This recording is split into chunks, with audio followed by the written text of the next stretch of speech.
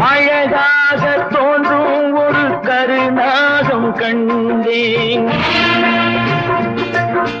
அநியாயம் செய்பவர்க்கும் மரியாதை கண்டேன்.